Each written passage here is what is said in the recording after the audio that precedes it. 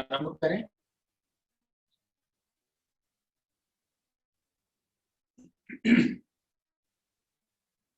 बंदो सतगुरु चरण को करूं सप्रेम प्रणाम।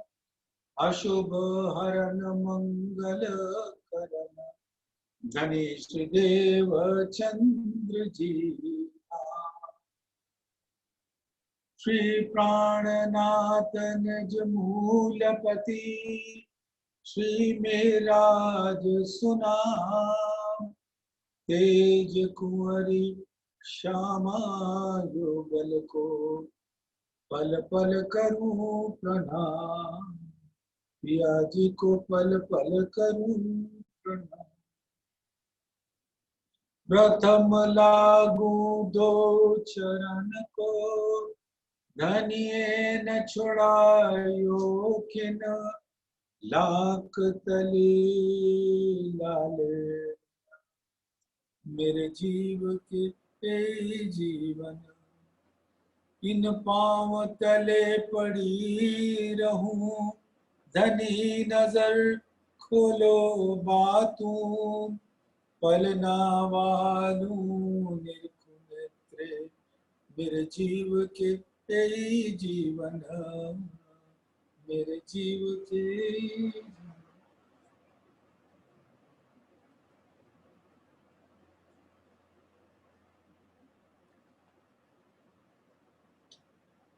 सुंदर साथ जी धाम हर सुंदर साथ से बहुत बहुत बहुत अधिक प्यार। उनके दिल में सबके प्रति अनंत लाड़ भरा हुआ है और उस लाड़ से वो अपने नक्शे शिक तक के श्रृंगार का वर्णन कराते हैं और उनके एक एक अंग का एक एक जोड़ इश्क का सागर है। हम इस ब्रह्मांड में मानो अपना इश्क खो बैठे, हमें पता ही नहीं। और बात किसकी हो रही है सोचो। राजी के चरण के एक अंगुली का जो नख है वो इश्क का सागर है। तो 20 अंगुलियों के नख का इश्क का सागर कितना विशाल हुआ। और फिर चरण तली, फना, एड़ी, घूंटी, काड़ो, टखना, पिंडली, ऐसे सभी अंग, एक एक अंग इश्क के सागर है। तो सभी अंगों को जब देखे कोई तो इश्क की सागर की लहरें इतनी अधिक हो जाती है कि वो देखने के बाद स्तब्ध रह जाता है, वो चुप हो जाता है, उसके मुख से एक शब्द भी नहीं निकलता। और सुंदर साथ श्री इंद्रावती जी को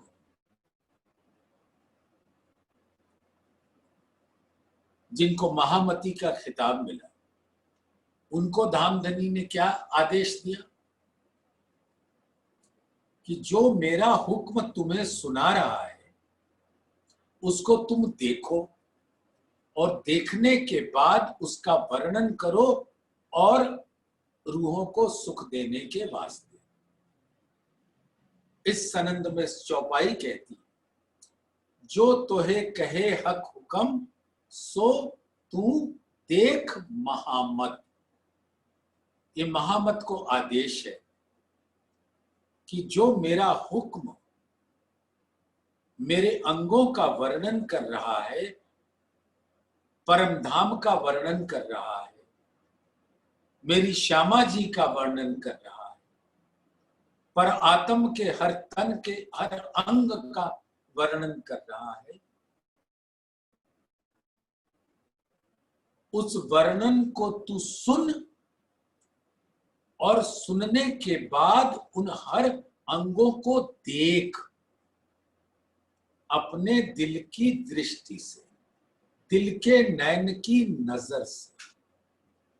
नैन तो देखने का अंग कहलाती है, लेकिन वो जब देख तब पाती है जब उसके अंदर नजर की शक्ति होती है।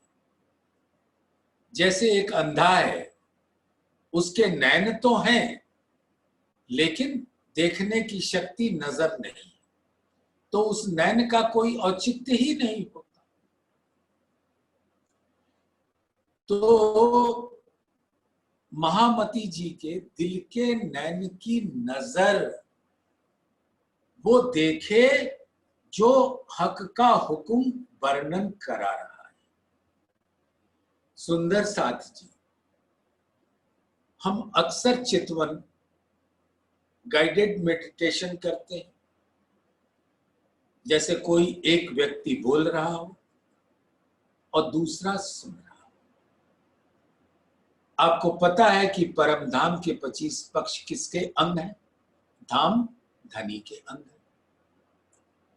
उन्हीं के इश्क के स्वरूप है, उन्हीं के मूल के तन है और उन्हीं के दिल का स्वरूप है, उन्हीं की आत्मा है।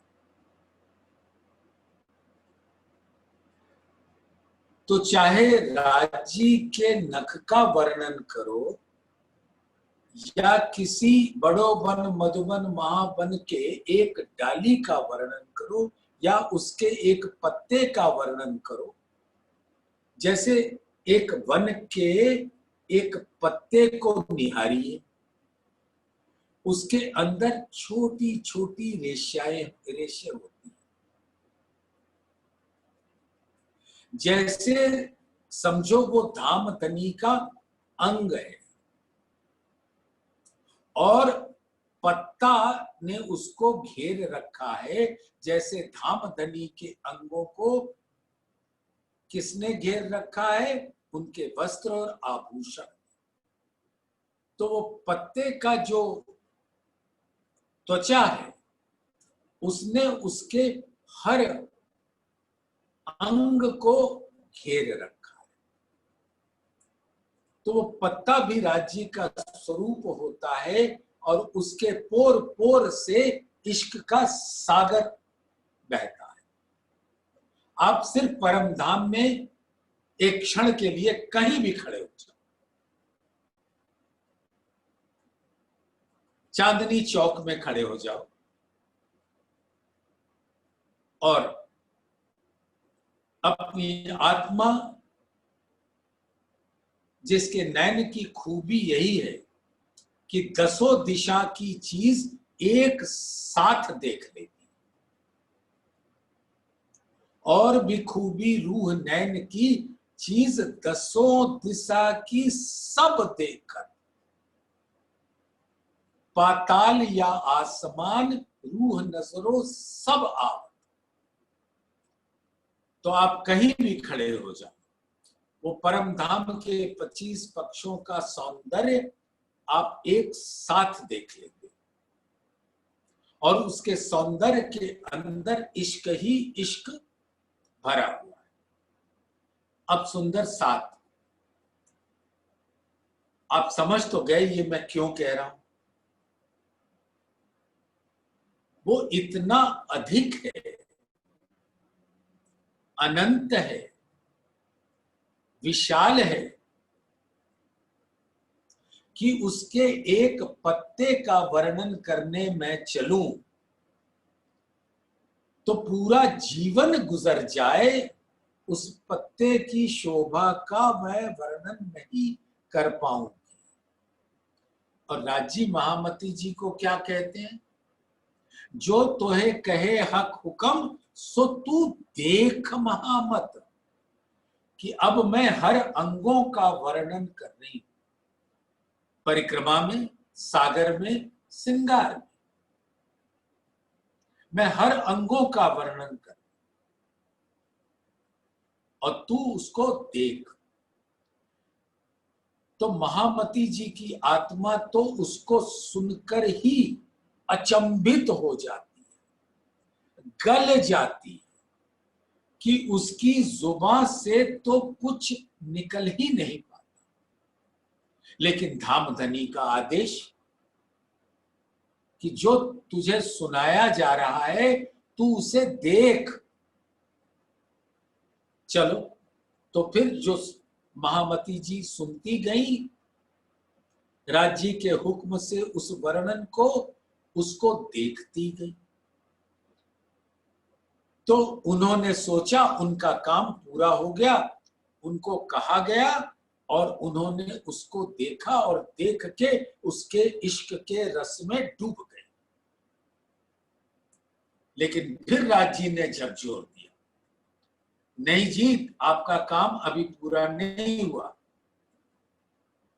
अब आपने जो देखा वो अपने वाहेदत्त के तन को सुनाओ, यानी तुम अपनी सभी 12,000 ब्रह्म सृष्टियों को वो सुनाओ जो तुमने देखा। पहले सुना तो सुनने से आत्मा द्रवीभूत हो गई महामती जी, लेकिन आदेश मिला कि अब उसको देखो। तो जब देखने में लग गई तो सुनना भूल गया, अब उसको देख रही है और देखने में जो वो अप्रतिम शोभा है उसको ऐसे देखा कि अब उसकी बोलती बंद, उसकी जुबान में ताले लग गए। लेकिन फिर आदेश आया कि जो अब तूने देखा वो अपनी संगी आत्माओं को सुनाओ। सुंदर साथ ये कार्य संभव नहीं है। हर चीज परम धाम में इतनी कोमल है, इतनी सुंदर है, इतनी नूरमयी है, उसकी एक किरण का बयान नहीं हो सकता, तो तरंगों और लहरों का और सागर का बयान कैसे हो। तो जब मैं देखने में डूबी, महामती जी फरमाती है, मैं देखने में डूबी तो कहना मुश्किल हो गया, मैं गल गई।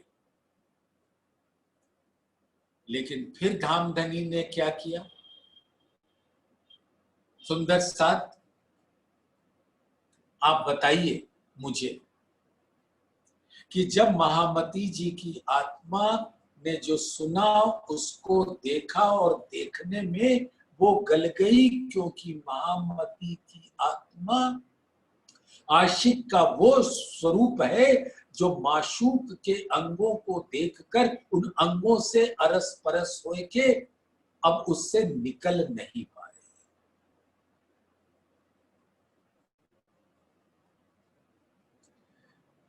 तो अब वो बयान कैसे करे? क्या कोई सुंदर साथ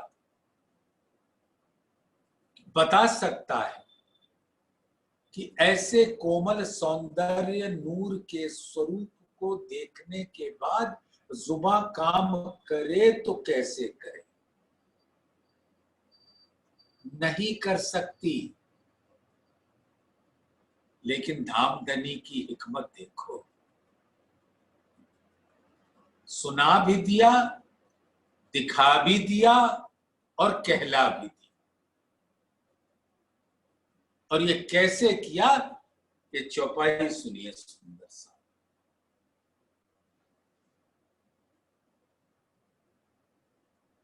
ये सब विध दिल देखत, करे जुबां अकल वर्णन, तो भी अरवा ना उड़ी कोई सखत अंतस करन। अब हर प्रकार से दिल ने उस स्वरूप को देखा। अब उस जुबां से उसका वर्णन कैसे हो, और वर्णन होते समय, देखते समय ही उसकी अरवा, उसकी आत्मा उड़ के अपने मूल में क्यों नहीं समा गई? वो इसलिए नहीं समाई कि धाम धनी के हुक्म ने उसके अंतस्करण को कुछ सख्ती दे दी। वो इतना कोमल है आत्मा का दिल कि वो उसको बर्दाश्त नहीं कर पाता। लेकिन धाम धनी ने ऐसी हिकमत की कि महामती जी की आत्मा जो अन्यथा बहुत ही कोमल है, उसको सख्ती दे दी कि जो तू देखी उसका वर्णन कर सक। हुक्म तो एक ही को सुनाएगा, अब तुम सुनाओगी।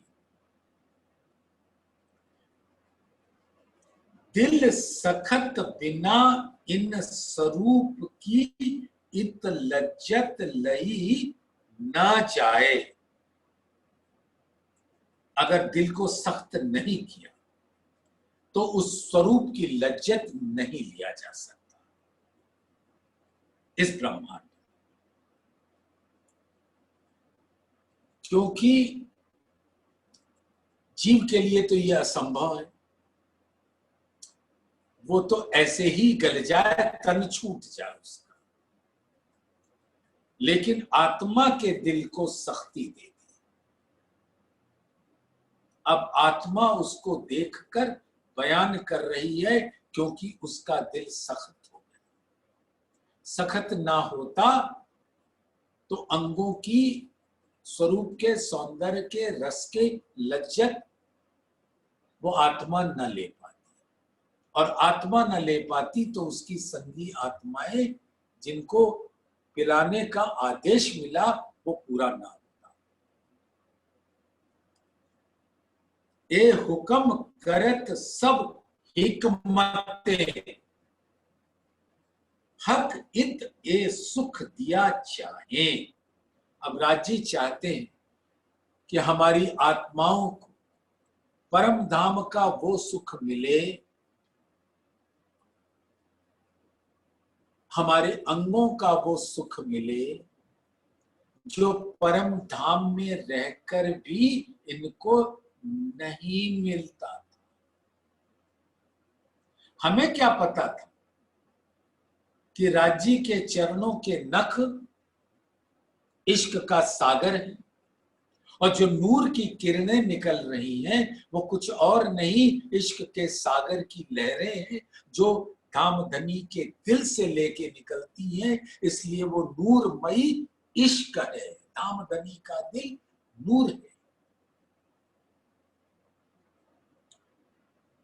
तो राजी का हुक्म ने ऐसा करिश्मा किया, ऐसी युक्ति भिड़ाई कि रूहों को वो सुख मिल सके। तो इस कोमल घायल दिल से जुबान कुछ न कह पाएगी जब तक दिल को कुछ सख्ती न दिया जाए।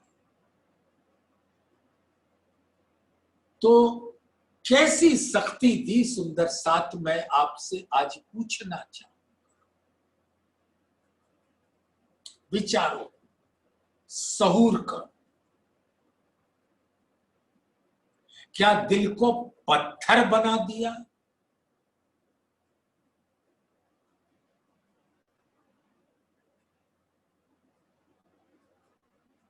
सख्ती के क्या मतलब?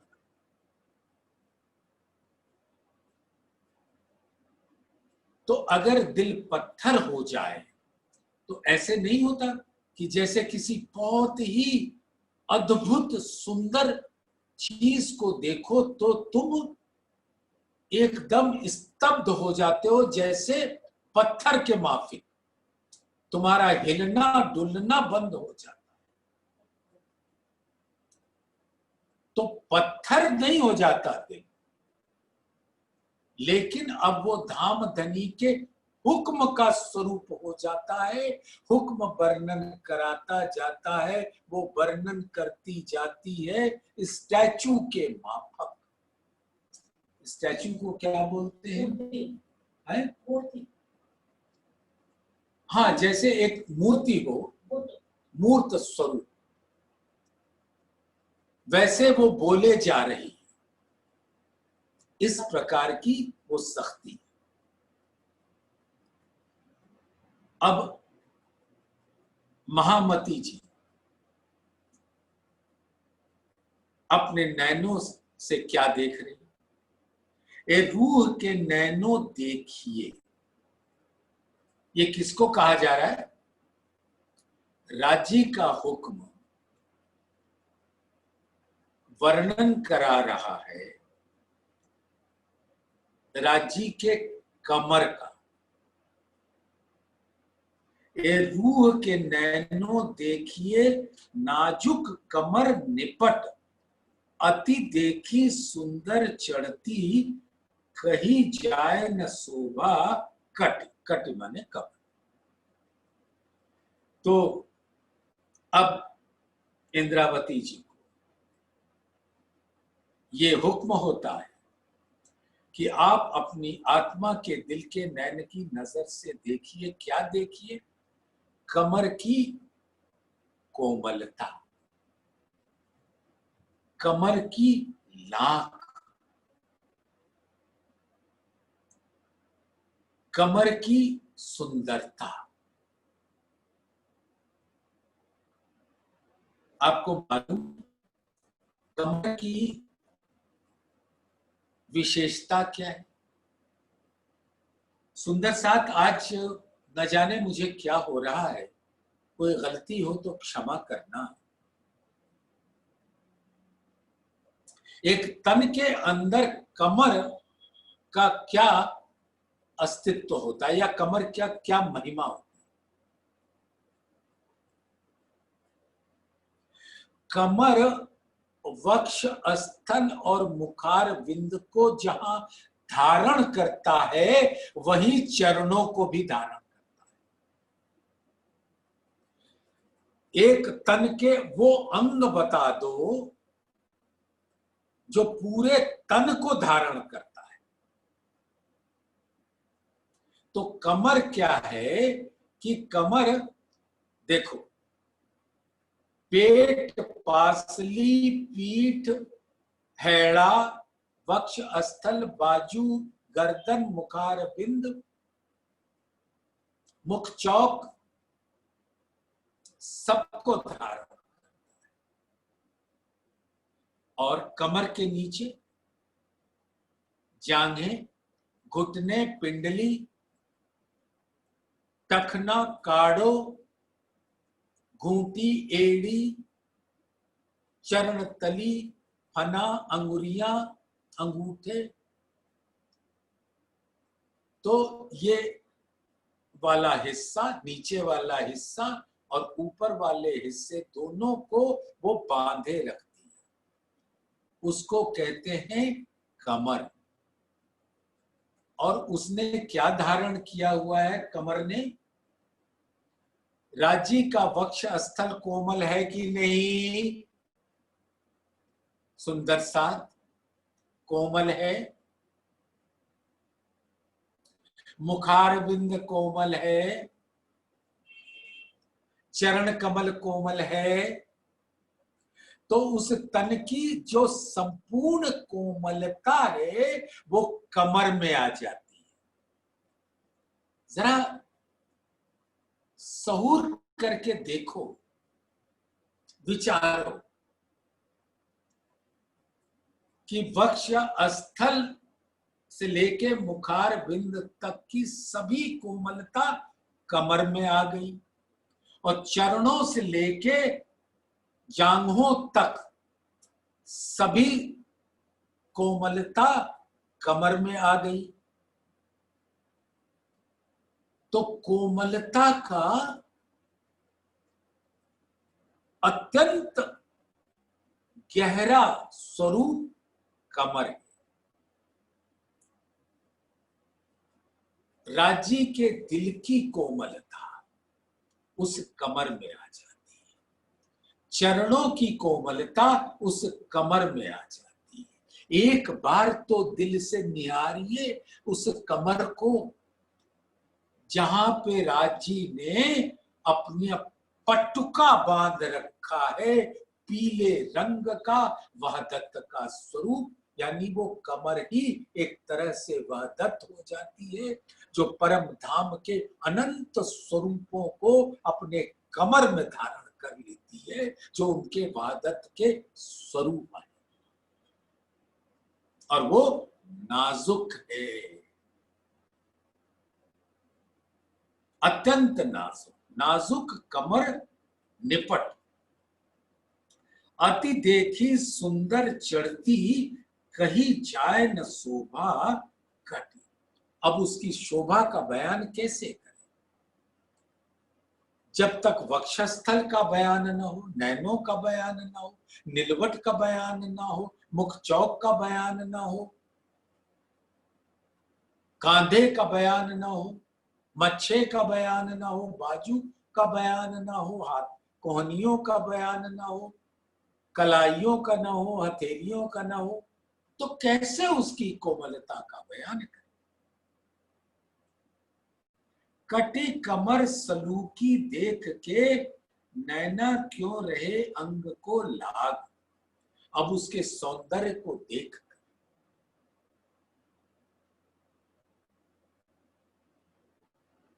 मेरे नैन उस अंग में इतने डूब गए कि अपने अंग की सुधि न रही। ये बातें दिल से विचारते, हाय हाय लगी न दिल को आग।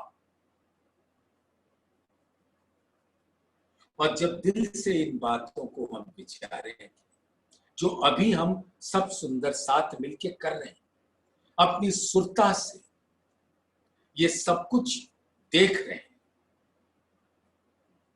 ये बातें दिल से विचार, जिस दिल में जागृत बुद्धि का प्रवेश है, हाय हाय लगी न दिल को आग। आत्मा का दिल इश्क के रस में क्यों नहीं डूब गया। एक और रंग लाल उज्जवल छाती, कई विद देत तरंग, नाही निमूना जोत जवेर, जो दीजे अर्श के नग।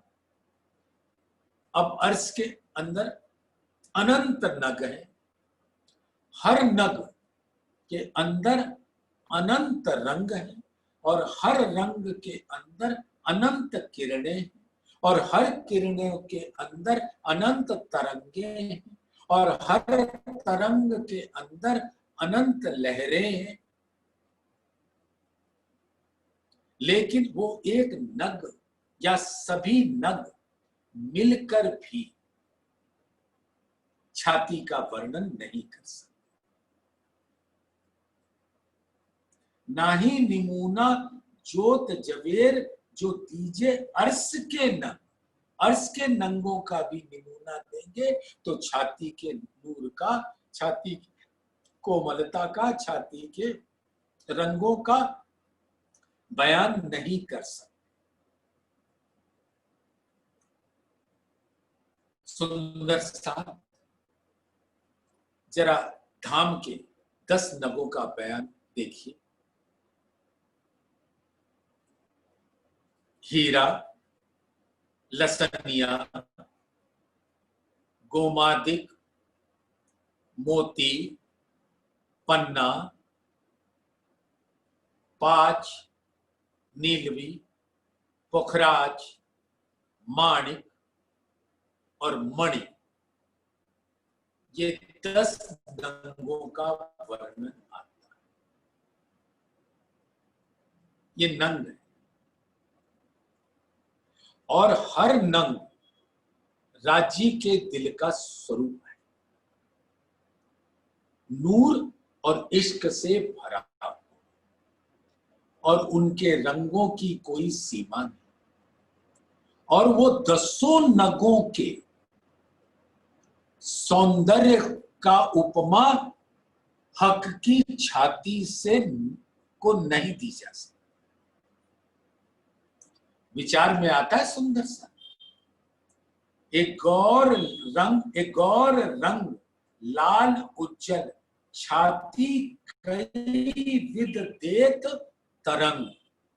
जैसे अभी मैंने बताया कि एक एक नग से कैसे नूर की तरंगे बहती। नाही निमूना जोत जवेर जो दीजे अर्श के नंग। अर्श के 10 नंगों को मिला दीजिए, फिर भी राज्य के छाती का वर्णन नहीं कर सकते। हैड़ा हक का देख कर मेरा जीव रहिया अंग माहे। हाय हाय मुर्दा दिल मेरा क्यों हुआ ये देख चलिया नाहे। सुंदर साथ इस चौपाई को दे सुनकर इंद्रावती की आत्म गल क्यों नहीं गई, उनका जीव मुर्दा तुल्य क्यों नहीं हो गया। लेकिन धाम धनी का आदेश कि तुम देखने के सुनने के बाद देखो और देखने के बाद अपनी संगी आत्माओं को कहो। सुंदर साथ इस वक्त भी क्या हो रहा है, हम सब सुंदर साथ मिलके उस धनी के स्वरूप को देखने का ही तो प्रयास कर रहे हैं। और राज्य का हुक्म थोड़ी थोड़ी सख्ती, थोड़ी थोड़ी नरमाई, ऐसी विचित्र अनुभव।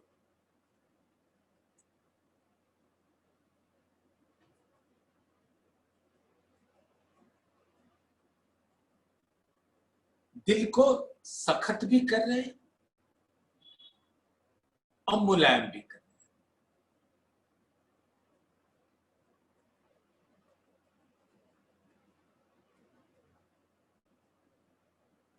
धामधनी के हेड़े को देखिए सुंदर सा,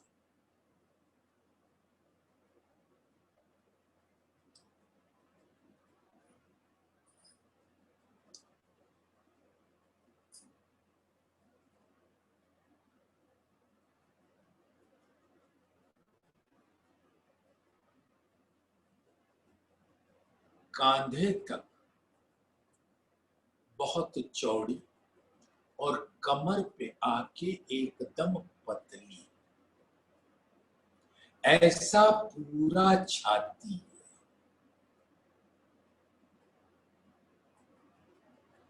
जिसके अंदर विराजमान है धामधनी का दिल। और छाती के अंदर है पसलियां, और पसलियों के अंदर है दिल। तो छाती है कोमल, पसली है सखत, और उसके अंदर बसता है कोमल दिल। छाती की कोमलता देखी तो अब रहा नहीं जाता। तो धामधनी अपने पसलियों की सख्ती देते हैं, और जो अंग हम राजी का देखते हैं वही अंग पर आत्म का देखते हैं, और वही अंग आत्मा का देखते हैं। तो छाती तो कोमल, अब उसको देख के मैं गलने ही वाली थी कि धामधनी ने मेरे दिल के नैन की नजर को डाल दिया अपनी छाती के अंदर उन पसलियों को जो सखत है। उसने छाती को धारण कर लिया, यानी कोमल छाती को धारण कर लिया, सखत पसलियों ने और उसके अंदर कोमल दिल रख दिया। तो छाती की कोमलता और दिल की कोमलता को संभाल कौन रहा है? वो सखत पसलियां। और उसको देखकर पर आत्म के वही अंग खड़े हो गए आत्मा के दिल में। और आत्मा की भी छाती और दिल को उस पसलियों की सख्ती ने धारण कर रखा। अगर कोमल ही कोमल होता तो गल चुके।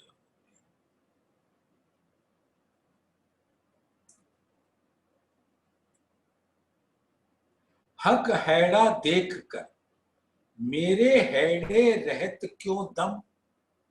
अब ऐसे सुंदर राज्य के हैड़े को देखने के बाद मेरे हैड़े में श्वास कैसे चल रही है, यानी ये जीवित कैसे है? इस तन को छोड़कर अपने मूल से अरस परस क्यों नहीं हो जा रही? कैसे उसका बयान करने में लगी? लेकिन गुनाह उसका नहीं, उसको ये धामधनी का हुक्म है। मांग्या सुख इत देवे को सो राखत मासूक हुक्म। तो सुख देने के वास्ते राज्य के हुक्म ने आत्मा को खड़ा कर रखा है। जैसे एक तन है, उसके अंदर जितना भी मांस है वो कोमल है, और जो अस्थि है वो सखत है। अस्थि के बिना मांस टिकता नहीं, तो सख्ती के बिना कोमलता टिकती नहीं, तो लज्जत नहीं आती। अब उस मांस का जो सौंदर्य है, गौर है, उज्जवल है, गहरी लालक है, उसको मैं देख तभी पा रही हूं क्योंकि अस्थियों ने उसको धारण कर रखा।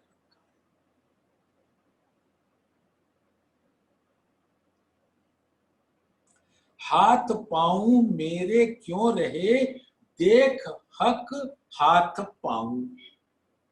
अब आत्मा के हाथ पांव क्यों जीवित है? राज्य के हाथ पांव देखने के बाद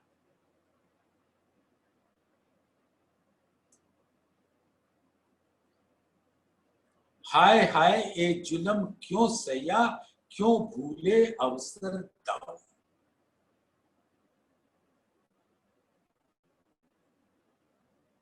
दाऊ माने विलक्षण बुद्धि वाले आत्माएं।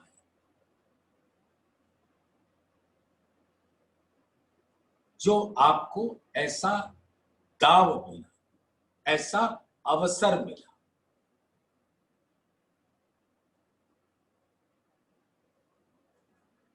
चकलाई दो खबन की अंग उतरता सलू। खबन यानी कंधे।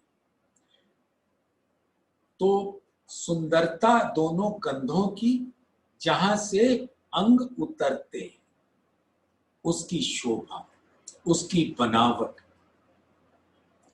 देख कमर कटी पतली, हाय हाय दिल होत ना टूक।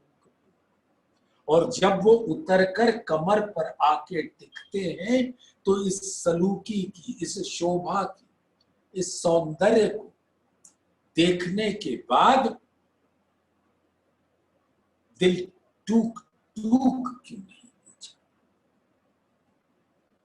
सुंदर साथ। अभी जो भी वर्णन हो रहा है, अब उसको इस चौपाई में हम देखने का प्रयास करें। मैं देखा अंग जामे बिना, नाजुक जोत नरम। एक कहनी में ना आवही ए अंग होए न मास शरम। तो ये मांस और चमड़े का तन की शोभा नहीं है, ये नूर का अंग है।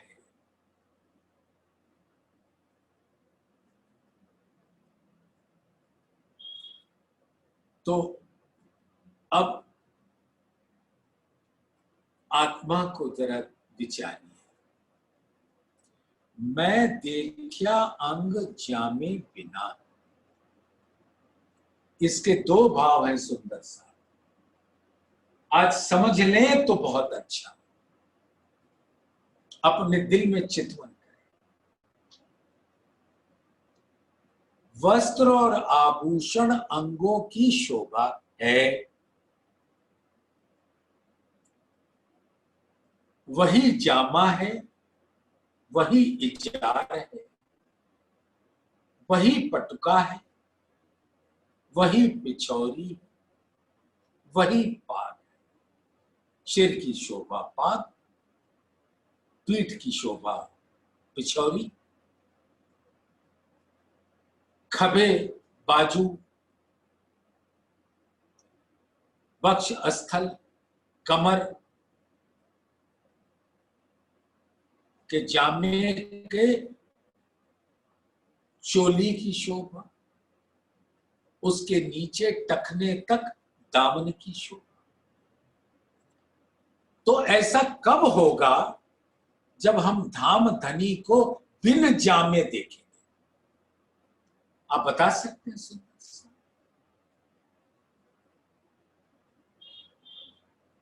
हम लोग तो सिर्फ वाणी सुनते हैं। अरे इंद्रावती को सोचो कितनी तड़प हो रही कि उनको राज्य का हुक्म सुना रहा है, अपने अंगों का वर्णन, वस्त्र और आभूषण का वर्णन, और बिन जामे अंगों को भी का वर्णन कर रहा है। और बिन जामे भी महामती जी की आत्मा देख रही, और वस्त्र और आभूषण के साथ भी देख रही। इसकी लज्जत ओ मेरे प्यारे सुंदर साथ लेना कैसे?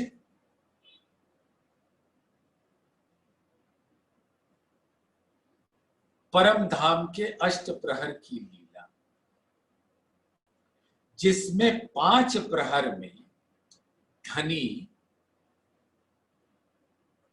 अपने वस्त्र और आभूषणों के साथ कभी पाग कभी मुकुट की शोभा में रहते हैं, जिसको पर आत्म अपने नैनों से देखा करती है। वो तो अक्षर की खेल देखने के वास्ते उन नैनों की दृष्टि बंद कर, और दिल के नैन की नजर अक्षर के खेल में डालती। उसका वर्णन आगे बहुत सुंदर आएगा, लेकिन अभी जहां है उससे ही बाहर निकलना मुश्किल। तो सुंदर साथ आपने देखा कि सुबह 6 बजे से लेके रात्रि के 9 बजे तक वस्त्र और आभूषणों से सजे रहते, और रंग परवाली मंदिर में जब पहुंचते तब तक के जो वस्त्र थे वो वस्त्र अब हट जाते, और आत्मा उनको नए परिधान में देखती, जिसको पहनाना कहा जा सकता है, लेकिन वो दिल के नैन की नजर वस्त्र की शोभा हटी, अंग को बिन जामे देखा और अब दूसरे जामे का स्वरूप उनके अंगों की शोभा बन गई, जिसके ऊपर अनंत बेल फूल लताएं नक्काशकारी छापे कटाव नंग ही नंग चढ़े। उन सब की विधि बदल गई।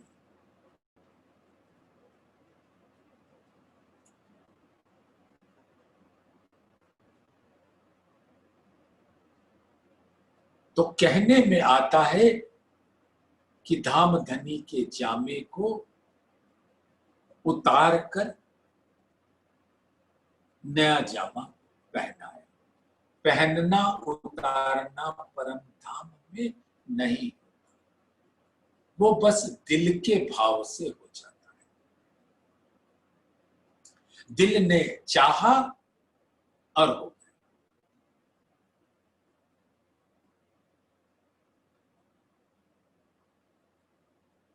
सुंदर सा जैसी ख्वाहिश होती है, जैसी ख्वाहिश होती दिल का, वो सब कुछ हो जाता है।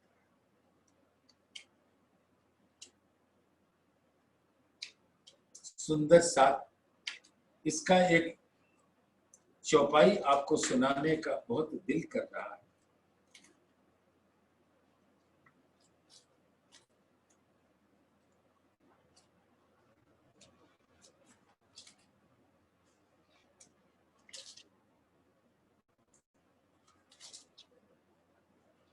लेत है जैसी ख्वाहिश जिन, रूह जैसा देखा चाहे तिन तैसा होत दर्शन।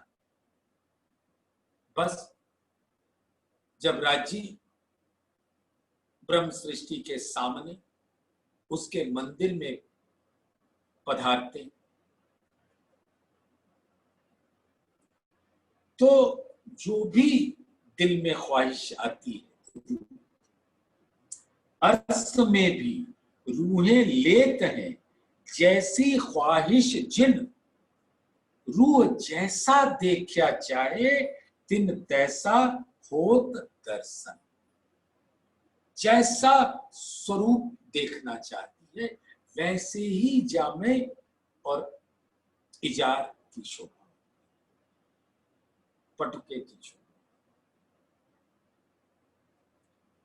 या वस्त्र हो या आभूषण, जैसा दिल में लिया। तो सुंदर सा मैं देखा अंग जामे बिना, महामती जी की आत्मा कहती है कि मैंने राजी के अंगों को बिना जामे के देखा, जो अति कोमल है, नूर से भरा हुआ है, और ये कहनी में जुबान से मैं कह नहीं पा रही हूं, क्योंकि ये अंग कोई मांस और चाम का नहीं है।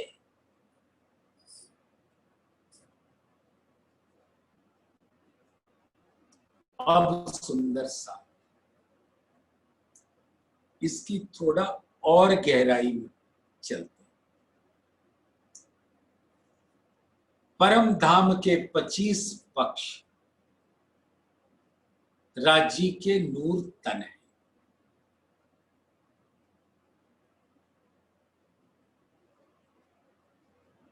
नूर अंग है, आत्मा है, राजी के दिल का प्रकट स्वरूप।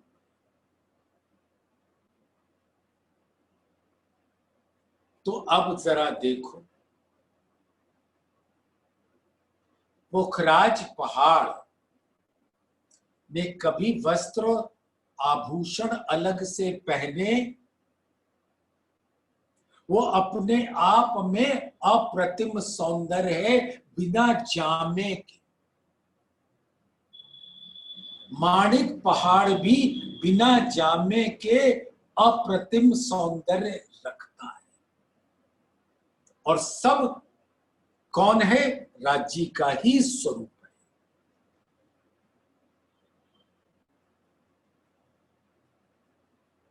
तो जो पुखराज पहाड़, माणिक पहाड़, 8 सागर 8 जीवी, जमुना जी, महावन मधुबन बड़ोबन, सभी तो राज्य हैं।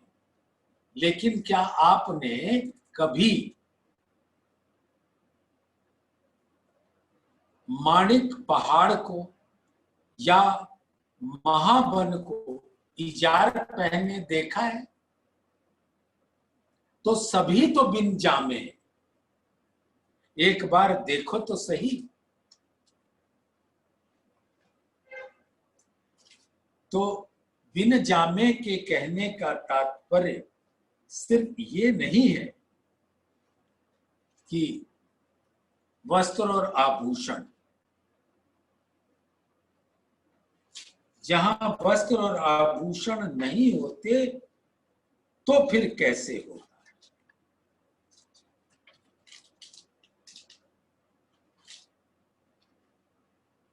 तो सुंदर सा मैं देखा अंग जामे, यानी जो राज्य का तन है उसको भी देखा बिना, कहा? रंग परवाली में। और बिना जामे का कहने का तात्पर्य सिर्फ इतना है कि अंगों की शोभा को दिल में धारण किया और फिर जैसा दिल में ख्वाहिश लिया वैसे ही वस्त्र और आभूषण की शोभा उनके अंगों पर बन गई, मतलब दृष्टि में आ गई।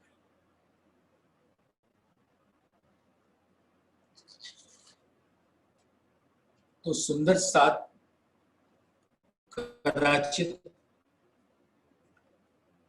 अभी है थोड़ा सा समय,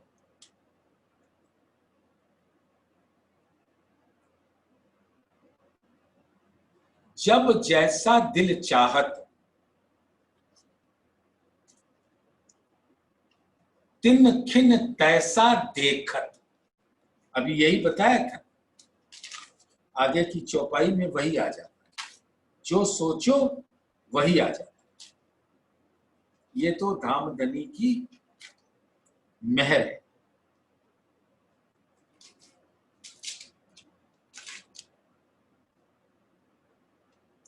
जब जैसा दिल चाहत तिन खिन तैसा देखत, वस्त्र भूखन हक अंग के कहनी में न आवत। तो अब वो कहनी में आ ही नहीं सकता। और राजी ने तो बोल दिया था, तुम रूहे मेरे नूर तन, सो वाहे दत्त के बीच एक, यानी परम धाम के वो 25 पक्ष मैं ही हूं और वो सारे आकार मेरे ही नूर तन। तुम रूहे मेरे नूर तन, सो वाहे दत्त के बीच एक, इश्क बेवरा बका मिने, क्यों पाइए ए विवेक। क्योंकि सबका स्वरूप वही है, इसलिए इश्क का बेवरा नहीं हो सकता। ए वस्त्र भूखन भांत और है, अर्श अंग का नूर, जो शोभा देत इन अंग को, सो क्यों आवे माहे सहूर। वस्त्र और आभूषण अंगों की शोभा हो जाती, नूरी शोभा। अब उसका बयान तो जागृत बुद्धि भी नहीं कर पाती। ये निर्णय करना अर्श का, तिनमें भी हक जात, इत नूर अकल भी क्या करे, यानी जागृत बुद्धि, इत नूर अकल भी क्या करे, जित लदुन्नी भी गोते खात। जिस कुंजी से इल्म को खोला जा रहा है और नूर का इतना उफान आ जाता है कि क्या पीऊं क्या छोड़ूं, क्या धारण करूं, क्या हाथ से निकल जाने, कुछ समझ नहीं आता, बुद्धि स्तब्ध हो जाती और जुबान लड़खड़ाने लग जाती।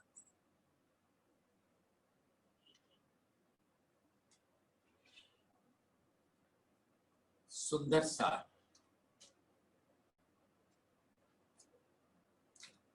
सनंद की बड़ी सुंदर सी चौपाई।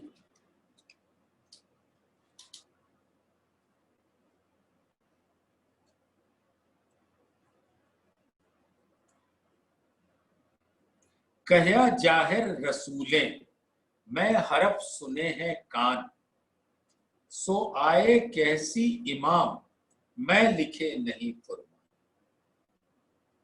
अब वो इमाम मेहदी उन बातों को कहेंगे, क्योंकि वो भी हुक्म के स्वरूप है, हकी स्वरूप। जो हरफ जुबां चढ़े नहीं, सो क्यों चढ़े कुरान, और जुबां ले आवसी, इमाम यही पहचान। तो सुंदर सा, अब आप शायद विचार कर पा रहे हैं कि उनको देखने के बाद उसका वर्णन रसूल साहब नहीं कर सके, मलकी स्वरूप भी नहीं कर सके, और हकी स्वरूप को हुक्म हुआ कि महामती जी सुने, देखें और कहें।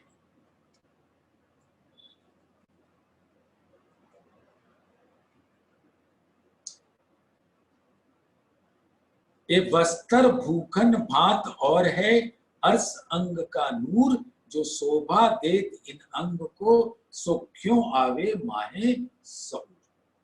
ये बुद्धि में नहीं आ सकता। ए निपट बात बारीक है, अर्श रूहें करना विचार, और कोई होवे तो करे बात अलेखे अपार। जिसको आज दिन तक देखा नहीं जा सकता, उसको कोई दूसरा कैसे वर्णन।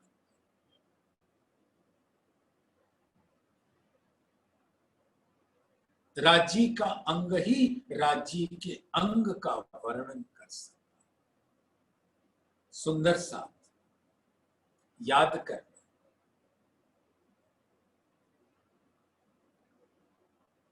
जब श्यामा जी को राजी ने दर्शन दिया,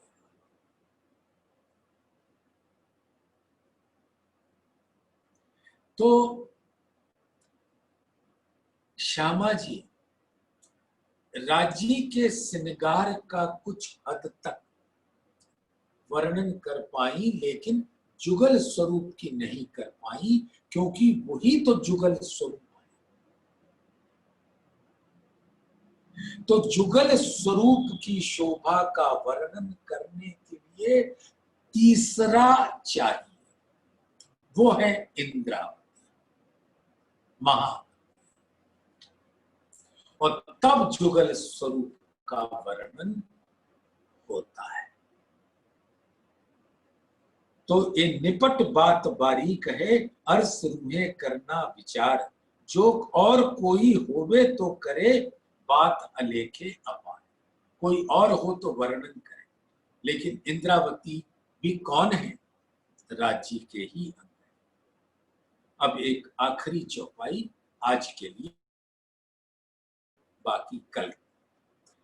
शोभा हक के अंग की, सो अंग ही की शोभा अंग, ऐसी चीज कोई है नहीं जो शोभे इन अंग संग।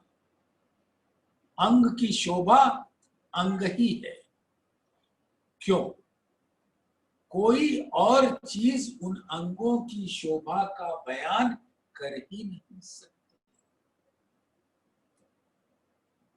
वो तुलसीदास का याद है,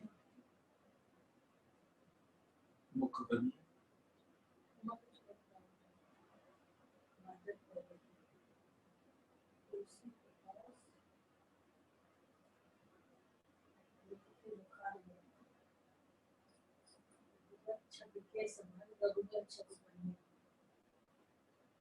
तुलसीदास वर्णन करते हैं रामचंद्र जी के मुख को देखकर उनके बाल स्वरूप।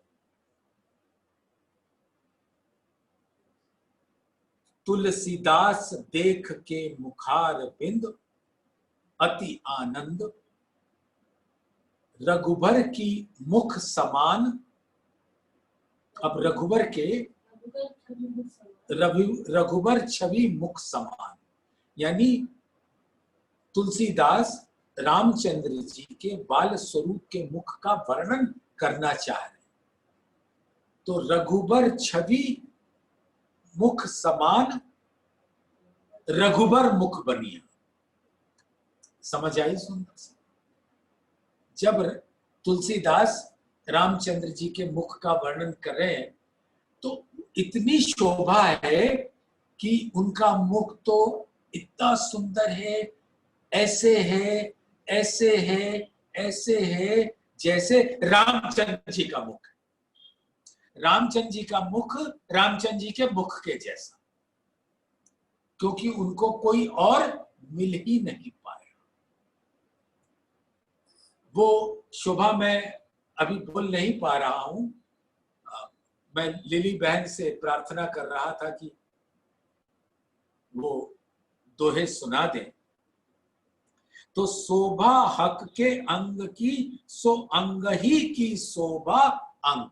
जिस अंग का वर्णन करो उसको कोई वहां के नंग बयान नहीं कर सकते। मुखार बिंद की शोभा मुखार बिंद की ही होती है। दूजा कोई और चीज राज्य के मुख का वर्णन के मतलब के समान नहीं कहा जा सकता। तो मुख तो मुख के ही जैसा है। नैन, तो नैन इतने सुंदर है, इतने सुंदर है, इतने सुंदर है कि जैसे राज्य के नैन।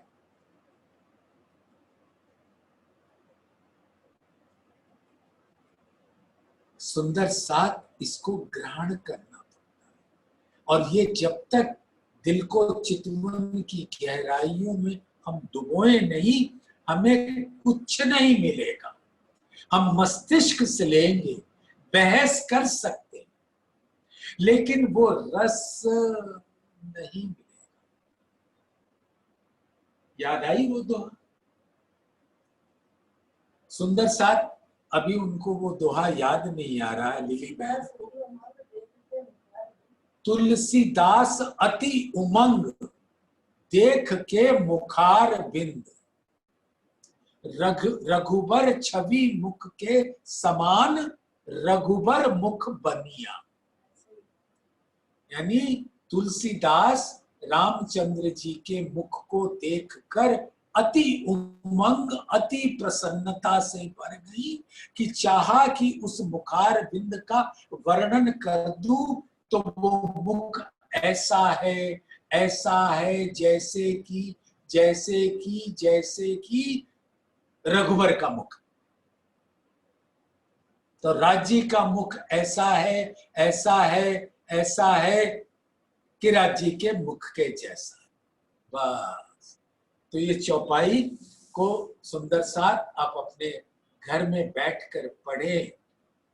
ये नहीं कि अब कल 5 बजे सुनेंगे आगे की। जो सुना उसको धारण करो। तो सुंदर साथ अब समय तो हो ही गया होगा। हाँ, हो गया है। तो इसी चौपाई को दोहराते हैं। शोभा हक के अंग की, तो अंग ही की शोभा अंग। ऐसी चीज कोई है नहीं जो शोभे इन अंग संग। इन अंगों की शोभा का वर्णन करने के लिए उसके समान कोई और चीज है ही नहीं। तो क्या करें? शरण कमल इतने सुंदर राज्य के कि उनकी शोभा चरण कमल के जैसी। बस इसी में मस्त हो जाइए सुंदर साथ। और फिर कल यहीं से वर्णन सहूत प्रारंभ